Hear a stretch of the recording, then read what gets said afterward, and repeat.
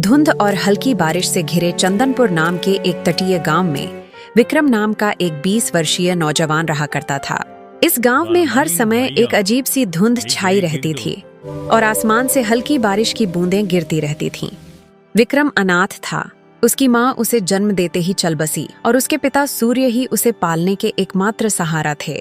जब विक्रम 8 साल का था तो उसके पिता अपनी नाव लेकर गांव की रहस्यमयी काली झील में मछलियां पकड़ने गए और फिर कभी लौटकर नहीं आए। उसके बाद विक्रम पूरी तरह अकेला हो गया। विक्रम गांव के किनारे एक टूटी फूटी झोपड़ी में रहता था जो हमेशा बारिश से भीगी रहती थी। उसके घर के पास ही गांव का मुखिया और उसकी पत्नी रहते थे। उनकी अपनी कोई संतान नहीं थी, इसलिए विक्रम के माता पिता के गुजर जाने के बाद उन्होंने ही विक्रम को पाला। ये लो विक्रम बेटा, ये खाना खा लो और अगर कम पड़े तो मुझसे आकर ले लेना। अरे मौसी, मैं कब तक आपके ऊपर बोझ बनकर बैठा रहूंगा? अब तो मुझे शर्म आती है। अरे बेटा, ये तुम कैसी बातें कर रहे हो? अगर तुम हमारे अपने बच्चे नहीं हो तो इसका मतलब थोड़े ना है कि तुम हम पर कोई बोझ हो। आगे से ऐसी बात मत करना। बाहर बहुत तेज धुंध और बारिश है, तुम चुपचाप ये खाना खाओ। यह कहकर मुखिया की पत्नी वहां से चली गई। विक्रम ने आराम से खाना खाया। खाने के बाद जब वह झोपड़ी से बाहर निकला तो हल्की बारिश के बीच सामने ही मुखिया दिखाई दिए। विक्रम ने उन्हें देखा और सीधे उनके पास जा पहुंचा। विक्रम बेटा, खाना खा लिया है ना? जी मुखिया जी, अभी अभी मौसी खाना देकर गई थी और मैं वहीं खाकर घर से निकला हूँ। हाँ, अच्छा किया। अब तुम बड़े हो गए हो बेटे, अपना ख्याल रखना सीखो। जी मुखिया जी, 8 वर्ष की उम्र से लेकर अब तक आप ही मेरा ख्याल रखते आए हैं, पर अब मुझे शर्म आने लगी है। अब मैं कुछ काम करना चाहता हूँ। इसमें शर्म की क्या बात है बेटा? हमने तो हमेशा तुम्हें अपना ही माना है, लेकिन अगर तुम्हारा मन फिर भी कुछ करने का है तो सुनो। गांव के पास वाली काली झील का किनारा अब पहले जैसा खतरनाक नहीं रहा। चाहो तो अपनी नाव लेकर वहां जाकर मछलियां पकड़ सकते हो या सीपियां इकट्ठा कर सकते हो। जी मुखिया जी, मैं कल ही काली झील जाऊंगा। अब समय आ गया है कि मैं अपने लिए और आपके लिए कुछ कर दिखाऊं। अगले दिन विक्रम एक बड़ा जाल लेकर अपनी नाव की ओर चल पड़ा। कुछ ही देर में वह काली झील पहुंच गया। झील पर कदम रखते ही उसने सोचा, कुछ भी कहो, मुखिया जी ने बचपन से लेकर अब तक मेरी बहुत मदद की है। अब समय आ गया है कि मैं अपने पैरों पर खड़ा होकर दिखाऊं और अब मैं उनकी सेवा करूं ताकि उन्हें अपनी संतान की कमी महसूस ना हो और वे हमेशा खुश रहे। झील पर चारों तरफ घना कोहरा था और सर्द बारिश हो रही थी। अभी विक्रम अपनी नाव में जाल डाल ही रहा था कि अचानक उसकी नजर एक सुनहरे कछुए पर पड़ी जो पानी के ऊपर तैरता हुआ उसे बड़े ध्यान से देख रहा था। अरे, ये सुनहरा कछुआ मुझे इतनी गौर से क्यों देख रहा है? इसका आकार तो बाकी कछुओं से बहुत बड़ा है और देखने में भी यह अपनी चमक के कारण कुछ डरावना लग रहा है। विक्रम ने अभी इतना ही कहा था कि तभी वह सुनहरा कछुआ तैरता हुआ उसकी नाव के पास आ गया और इंसानी आवाज में बोला, मैं तुम्हें भली भांति पहचानता हूँ। तुम्हारा नाम विक्रम है और तुम सूर्य के बेटे हो। कछुए को बोलते हुए देखकर विक्रम बहुत डर गया और बोला, ये कैसे मुमकिन है? तुम तो एक कछुए हो, फिर इंसानी आवाज में कैसे बात कर रहे हो? शायद यह मेरी आंखों का धोखा है। भला कोई कछुआ इंसानों की तरह बोल सकता है? नहीं, यह तुम्हारी आंखों का धोखा नहीं है। मैं सचमुच बोलने वाला कछुआ हूँ। असल में मैं भी कभी एक महान योद्धा था, लेकिन एक दुष्ट तांत्रिक ने मुझ पर श्राप दे दिया और मैं कछुए की शक्ल में बदल गया। मैं तुम्हारे पिता के रहस्यों के बारे में सब कुछ जानता हूँ। वे कुछ समय पहले इसी झील में आए थे और फिर कभी वापस नहीं आए। अरे, ना जाने कौन हो तुम। मैं ऐसे कैसे तुम्हारी बात पर विश्वास करूं? कभी सोचा है तुमने? तुम पिछले कई वर्षों से बिना पिता के रह रहे हो, लेकिन गांव में कोई भी तुम्हारे पिता के बारे में बात नहीं करता। तुम्हारी कोई मदद नहीं करता सिवाय तुम्हारे गांव के मुखिया के। लेकिन मैं तुम्हारे पिता के बारे में सब कुछ बता सकता हूँ। तुम्हारे पिता अभी जिंदा हैं और मुझे यह भी पता है कि वे कहाँ हैं। अच्छा, तो बताओ मेरे पिता कहाँ हैं? मैं उनसे मिलना चाहता हूँ। मैं तुम्हें जरूर बताऊंगा, मगर उससे पहले तुम्हें मुझे इस श्राप से मुक्त कराना होगा। विक्रम को ना जाने क्यों उस सुनहरे कछुए से डर महसूस होने लगा। अरे, मुझे तो लगता है कि यह कोई समुद्री राक्षस है जो मुझे अपने जाल में फंसा रहा है। इससे पहले कि यह मुझे नुकसान पहुंचाए, मुझे यहाँ से भागना होगा। ये सोचते ही विक्रम तेजी से अपनी नाव किनारे लगाकर गांव की ओर दौड़ पड़ा और कुछ ही पलों में बारिश में भीगता हुआ अपने घर पहुंच गया। घर पहुंचकर विक्रम हांफते हुए बोला, अरे बाप रे, ये काली झील तो बहुत खतरनाक है। यहाँ तो जलचर भी इंसानों की तरह बातें करते हैं। मुझे तो लगता है कि वह जरूर कोई राक्षस था। मैं अब कभी उस झील में नहीं जाऊंगा। अभी विक्रम यह सोच ही रहा था कि उसी समय मुखिया की पत्नी उसके लिए खाना लेकर आ गई और विक्रम को घबराया हुआ देखकर वह बोली, अरे विक्रम बेटा, ये घबराए हुए क्यों हो? और इतनी ठंड में भी तुम्हें पसीना आ रहा है। सब खैरियत तो है ना? कुछ नहीं मौसी, बस बारिश में भीगने के कारण थोड़ा सा सिर दर्द हो रहा था। अरे बेटा, अगर तबीयत ठीक नहीं है तो काम मत करो। लो पहले ये खाना खा लो और थोड़ा आराम कर लो। विक्रम ने मौसी से सर दर्द का बहाना बनाकर सच्चाई छिपा ली। मौसी ने ज्यादा सवाल नहीं किए, बस खाना उसके हाथ में दिया और धीरे से कमरे से बाहर चली गई। विक्रम ने खाना खाया और सो गया। अगली सुबह जब विक्रम नींद से जागा तो उसके मन का डर समाप्त हो चुका था और बाहर वैसी ही धुंध और बारिश छाई हुई थी। वह अपने आप से बोला, अरे शायद मैं कल उस सुनहरे कछुए को बातें करते देखकर कुछ ज्यादा ही डर गया था। लेकिन अगर सोचूं तो उसकी बातों में सच्चाई नजर आती है। वह कछुआ मेरे पिताजी के बारे में जरूर कुछ जानता है और यह भी सच है कि गांव में कोई मेरे पिताजी के बारे में बात नहीं करता। जब भी मैंने मुखिया जी से अपने पिताजी के बारे में पूछा, उन्होंने हमेशा बात टाल दी। बस इतना ही कहा कि मेरी मां जन्म देते ही चल बसी और मेरे पिताजी कई साल पहले झील में गए थे, जो फिर कभी वापस नहीं आए। मुझे उस काली झील में जाना चाहिए और उस कछुए को ढूंढकर अपने पिताजी के बारे में पूछना चाहिए। यह कहकर विक्रम झील की ओर चल पड़ा और कुछ ही देर में वह कोहरे को चीरता हुआ झील के उसी स्थान पर जा पहुंचा जहां कल उसे वह सुनहरा कछुआ मिला था। वह कछुआ वहां पानी की सतह पर पहले से ही मौजूद था और विक्रम को देखकर तैरता हुआ सीधा उसके पास आ गया। मुझे पता था कि तुम जरूर आओगे, क्योंकि तुम भी अपने पिताजी सूर्य की तरह ही बहादुर हो। मैं सिर्फ इसी वजह से आया हूं क्योंकि मुझे अपने पिताजी से मिलना है। तुम कह रहे थे कि तुम मेरे पिताजी के बारे में जानते हो, तो बताओ मेरे पिताजी कहाँ हैं? मुझे उनसे मिलना है। कल मैंने कहा था कि इसके लिए पहले तुम्हें मुझे इस श्राप से मुक्त कराना होगा, लेकिन तुम चिंता मत करो, मैं तुम्हारी मदद करना चाहता हूँ। तुम मुझे अपना दोस्त समझो। मैं जानता हूँ कि तुम बचपन से ही गरीबी से जूझ रहे हो और कभी कभी इस बात पर तुम्हें शर्म भी आती है। यह सुनकर विक्रम उदास होकर बोला, हाँ, तुम बिल्कुल सही कह रहे हो। मैं सचमुच गरीब हूँ। बचपन से ही मुखिया जी और उनकी पत्नी ने मुझे पाला है, लेकिन अब हर वक्त उन पर बोझ बनकर रहना मुझे अच्छा नहीं लगता। मैं चाहता हूँ कि अब मैं खुद कमाऊं ताकि वे दोनों चैन से बैठकर खाएं और खुश रहे। अगर तुम चाहो तो मैं तुम्हें धन कमाने का रास्ता दिखा सकता हूँ। अच्छा, मगर वह कैसे? तुम मेरी मदद कैसे कर सकते हो? मैं इस काली झील के सारे रहस्यों को जानता हूँ। आओ मेरी नाव के साथ चलो। यह कहकर कछुआ आगे आगे तैरने लगा और विक्रम अपनी नाव लेकर उसके पीछे पीछे चल पड़ा। चलते चलते कछुआ विक्रम को झील के किनारे बनी एक अंधेरी जलमग्न गुफा के अंदर ले गया।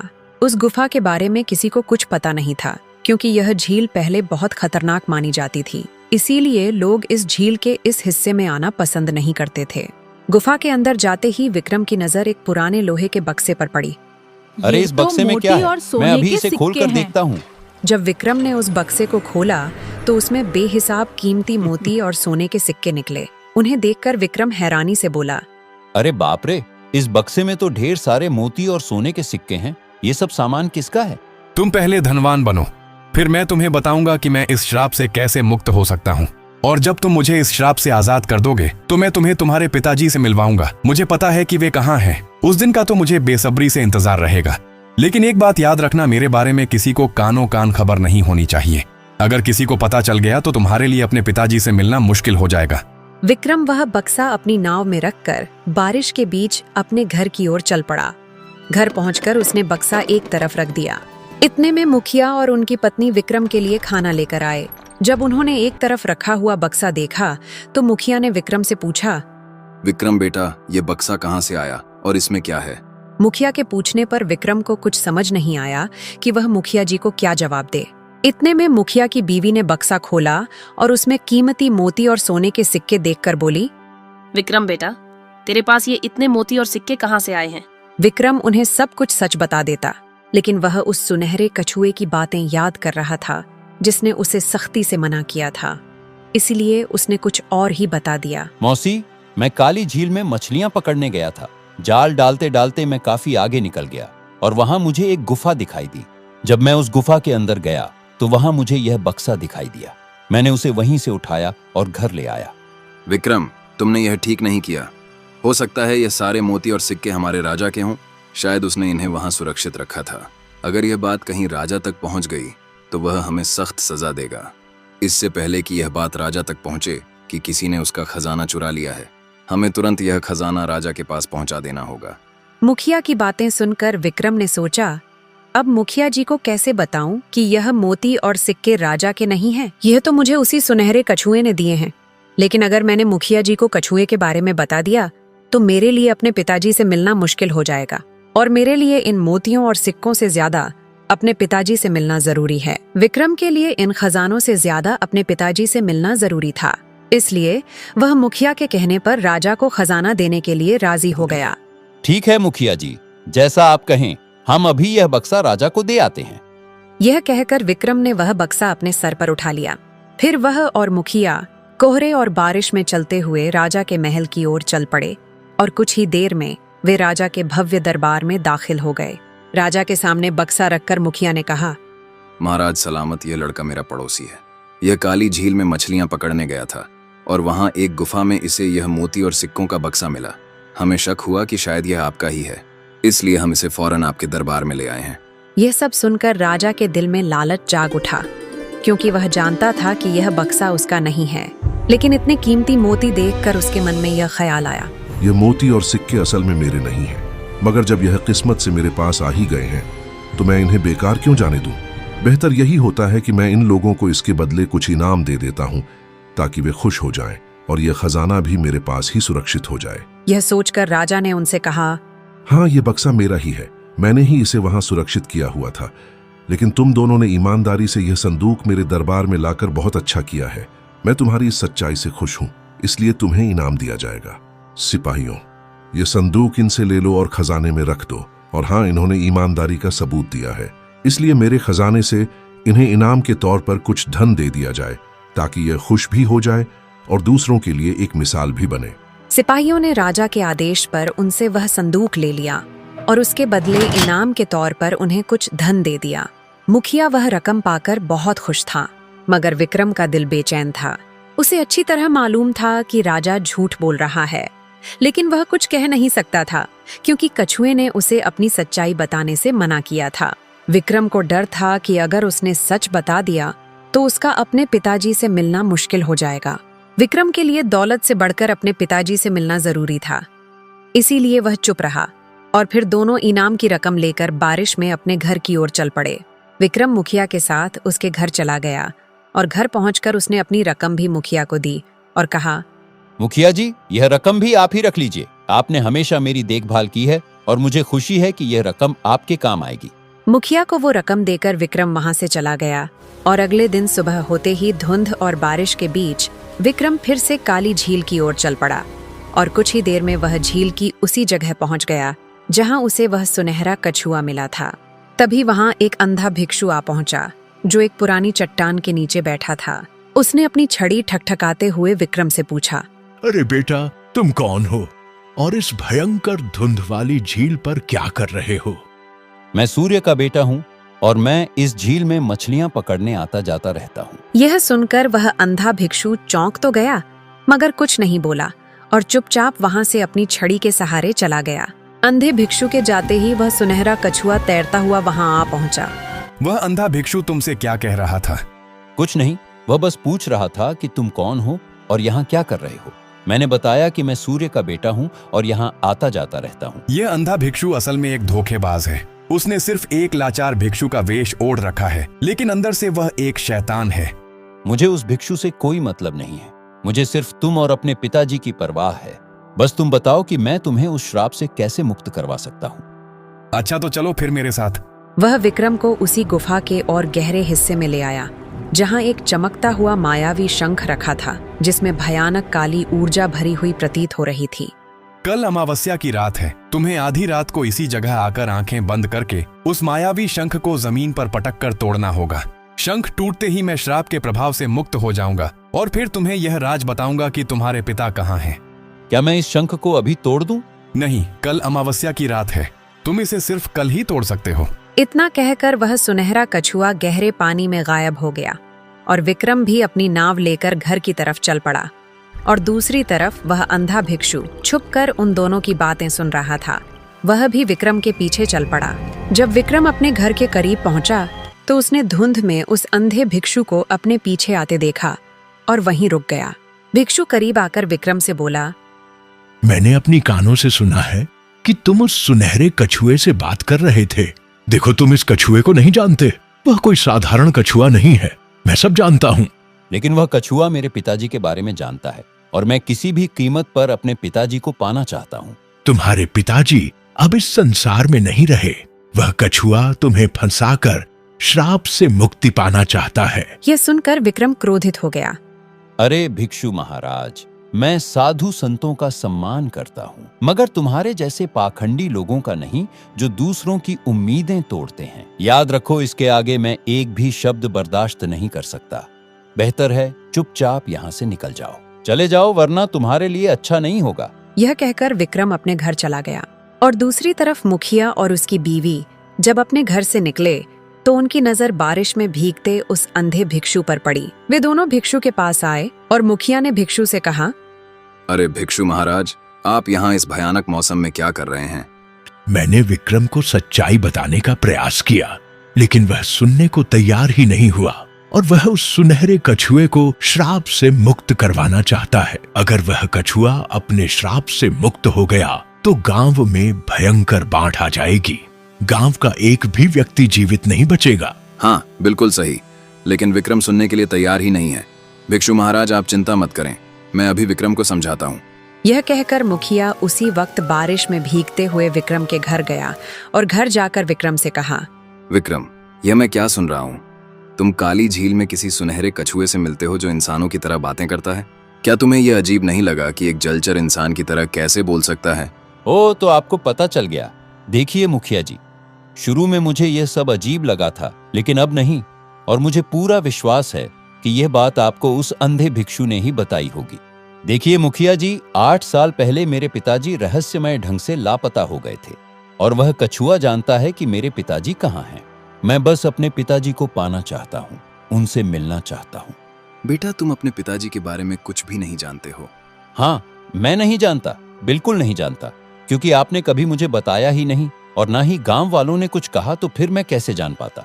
अब मैं किसी की बात पर विश्वास क्यों करूं, बताइए। मुझे सिर्फ उस कछुए की बात पर विश्वास है और कल अमावस्या की रात है। कल मैं उस कछुए को श्राप से मुक्त कर दूंगा और वह कछुआ श्राप से आजाद होकर मुझे मेरे पिताजी से मिलवाएगा। इतना कहकर विक्रम गुस्से में घर से बाहर निकल गया। मुखिया भी घर से बाहर आया और अंधा भिक्षु भी घर के बाहर ही खड़ा था। मुखिया ने भिक्षु से कहा, विक्रम पता नहीं कहाँ गया है। अब हमें कल तक का इंतजार करना होगा और झील की गुफा में जाकर विक्रम को वह शंख तोड़ने से रोकना होगा। अगली रात, जो कि अमावस्या की काली रात थी, अंधा भिक्षु मुखिया को लेकर बारिश और कोहरे के बीच उस गुफा के पास ले गया और कहा, यही वह गुफा है जहां वह मायावी शंख रखा है जिसमें उस जल पिशाच कछुए की शक्तियां कैद हैं। विक्रम यहाँ आता ही होगा, हम एक तरफ छुप जाते हैं। यह कहकर वे दोनों गुफा के एक तरफ अंधेरे में छुप गए और उसी वक्त विक्रम अपनी नाव लेकर वहां आ जाता है। विक्रम को देखकर वह सुनहरा कछुआ तैरता हुआ विक्रम के पास आया और बोला, यहाँ अंधा भिक्षु और मुखिया आए हैं। वे गुफा के एक तरफ चुपचाप खड़े हैं। वे तुम्हें इस शंख को तोड़ने से रोकेंगे, पर तुम उनकी बात मत मानना। अगर तुम उनकी बात मान लोगे तो तुम कभी अपने पिताजी से नहीं मिल पाओगे। नहीं, मैं उनकी बात नहीं मानूंगा। विक्रम जल्दी से गुफा के अंदर गया और वह मायावी शंख उठा लाया। जैसे ही वह उस शंख को तोड़ने लगा तो अंधा भिक्षु और मुखिया वहां सामने आ गए। विक्रम रुको, इस शंख को मत तोड़ो, तुम बहुत बड़ी गलती कर रहे हो। नहीं, मुझे किसी भी हाल में अपने पिताजी से मिलना है। विक्रम, ध्यान से सुनो, ये कछुआ कोई साधारण जीव नहीं बल्कि एक खूंखार जल पिशाच है। आज से 12 साल पहले जब तुम छोटे थे, इस जल पिशाच ने पूरी काली झील और आसपास के तटीय गांवों पर कब्जा कर रखा था। जो भी गलती से इस झील में मछलियां पकड़ने जाता फिर कभी लौटकर नहीं आता था। तब तुम्हारे पिताजी और मैंने मिलकर ठान लिया कि इसे रोकना ही होगा। हमने इन्हीं भिक्षु महाराज से उपाय पूछा। उन्होंने बताया कि इस अभिशाप को खत्म करने के लिए तुम दोनों में से किसी एक को झील के बीचों बीच उठने वाले उस भयानक भंवर में अपनी जान देनी होगी। तुम्हारे पिताजी बहादुरी से आगे आए और यह बलिदान स्वयं देने का निश्चय किया। उन्होंने उस भंवर में छलांग लगाई और भिक्षु महाराज ने उस जल पिशाच की सारी विनाशकारी शक्तियां इस शंख में कैद कर दी और उसे एक छोटे से सुनहरे कछुए में बदल दिया। इस तरह यह गांव और झील सुरक्षित हो गए। मगर यह राज हमने किसी को नहीं बताया। गांव वाले कुछ नहीं जानते। यह बात सिर्फ मुझे और भिक्षु महाराज को मालूम थी। इसलिए हमने तुम्हें भी कभी नहीं बताया। लेकिन अगर तुमने यह शंख तोड़ दिया तो यह फिर से अपने असली रूप में आ जाएगा और पूरी दुनिया में तबाही मचा देगा। यह सिर्फ उसकी एक चाल है विक्रम। यह लोग झूठ बोल रहे हैं। सच्चाई वही है जो मैं कह रहा हूँ। अगर मेरे मन में कोई चाल होती तो मैं तुम्हारी मदद क्यों करता? क्या गांव वालों ने कभी तुम्हारी मदद की? नहीं। तुम्हें खजाना, मोती और सिक्के सब मैंने दिए। अब मैं तुम्हें तुम्हारे पिताजी से भी मिलवा रहा हूँ। विक्रम भारी भ्रम में पड़ गया और अपने जज्बातों पर काबू न रख सका और उसने वह शंख पूरी ताकत से जमीन पर फेंक कर तोड़ दिया। जैसे ही शंख टूटा, उसमें से एक भयानक काली ऊर्जा और पानी का महाप्रलयकारी बवंडर निकला। एक रोंगटे खड़े कर देने वाला दृश्य सामने आया। वह छोटा सा सुनहरा कछुआ अब एक विशालकाय भयानक जल पिशाच के रूप में बदल गया था, जिसकी आंखें लाल अंगारे की तरह चमक रही थीं और उसका शरीर झील के पानी से बना हुआ प्रतीत हो रहा था। जल पिशाच गरजते हुए बोला, विक्रम, तुमने मेरा बड़ा काम आसान कर दिया। अब मैं इस शंख की कैद से आजाद हूँ और अब तुम सबकी और इस पूरे गांव की शामत आ गई है। आज मैं तुम में से किसी को भी जिंदा नहीं छोड़ूंगा। पूरी दुनिया को इस काली झील में डुबो दूंगा। विक्रम, तुम बहुत बड़ी गलती कर बैठे हो। अब ये जल पिशाच हमें किसी भी हाल में जिंदा नहीं छोड़ेगा। मुझे माफ कर दीजिए मुखिया जी। मैं उसके बहकावे में आ गया था और मैंने अपने ही हाथों अपने विनाश को बुलावा दे दिया। क्या अब इसका कोई हल नहीं बचा? इसका बस एक ही हल है कि हमें तुरंत झील के बीचों बीच बनने वाले उस जादुई भंवर के पास जाना होगा। यह कहकर वे तीनों अपनी नावों की ओर भागे और वह विशाल जल पिशाच भी पानी में तबाही मचाता हुआ उनके पीछे आ गया। तेज बारिश और तूफान के बीच वहां भंवर के पास पहुंचकर भिक्षु ने चिल्लाते हुए कहा, अगर तुम इस जल पिशाच से हमेशा के लिए छुटकारा पाना चाहते हो तो तुम दोनों में से किसी एक को उसी जादुई भंवर में छलांग लगाकर अपनी कुर्बानी देनी होगी। भिक्षु की बात सुनकर विक्रम बिना किसी हिचकिचाहट के तुरंत बोला, ये मुसीबत मैंने खुद अपने लालच और अज्ञानता में मोल ली है। मेरे पिता ने जो महान बलिदान दिया था, मैंने उसे व्यर्थ कर दिया। इसलिए अब इस गांव को इस राक्षस से मुक्ति भी मैं ही दिलवाऊंगा। यह कहकर विक्रम ने उस उफनते हुए काले भंवर में छलांग लगा दी और अपनी जान कुर्बान कर दी। विक्रम के भंवर में समाते ही एक तेज दिव्य प्रकाश उत्पन्न हुआ और अंधे भिक्षु ने तुरंत अपने मंत्रों से उस विशाल जल पिशाच को फिर से एक छोटे से सुनहरे कछुए के रूप में बदल दिया। मगर इस बार उसके पास इंसानों की तरह बोलने या किसी को धोखा देने की कोई शक्ति भी नहीं रही। तूफान शांत हो गया और बारिश भी रुक गई। मुखिया को विक्रम के जाने का बहुत गहरा दुख था। उन्होंने विक्रम को अपने सगे बेटे की तरह ही माना था, मगर वह क्या कर सकते थे? विक्रम ने अपने पिता की तरह ही गांव की रक्षा के लिए सर्वोच्च बलिदान दिया था, इसलिए